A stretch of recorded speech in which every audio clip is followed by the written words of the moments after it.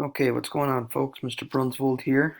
So go ahead and get your notebook out. We're going to take some notes on isotopes. If you're doing table of contents, for this lesson, it's Unit 2. This topic is isotopes, and today's date is 10/19. Our essential question for this lesson is, what is an isotope? So what is an isotope? An isotope is an element with a specific mass number.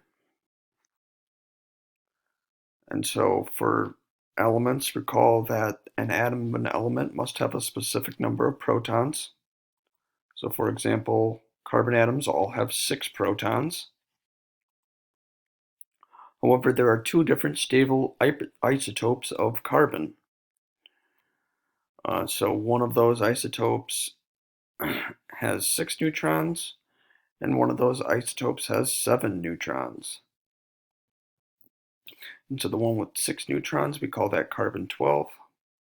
The one with 7 neutrons, we call that carbon-13. So isotopes of carbon, carbon-12 has 6 protons and 6 neutrons, so 6 plus 6 equals 12, that's why we call it carbon-12. Carbon-13 has 6 protons and 7 neutrons. 6 plus 7 equals 13, that's why we call it carbon-13. Right? Isotopes of carbon are not equally abundant, so almost all carbon atoms are carbon-12. That's like 99% of all carbon atoms. Carbon-13 makes up only about 1% of all carbon atoms. Okay, so then when we write our isotopes, they always come in this format.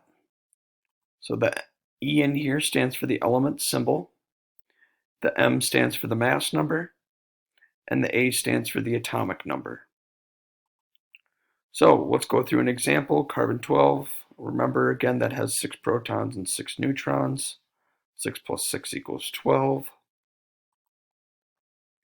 So we'll put in, for the element symbol is C for carbon, right? And you get that from the periodic table.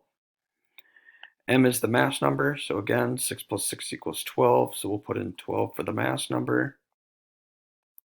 Then last up is the atomic number. Atomic number, remember that's the same thing as the number of protons, so that would be 6.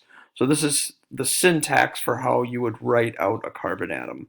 And remember that syntax is just like the form or the structure for how you write something. And so this is the structure for how you would write out a carbon atom. You just put the mass number up here, put the atomic number down here, and then you'd write the chemical symbol to the right. Okay, so what you should do now that you've watched the lesson is complete the isotopes practice assignment.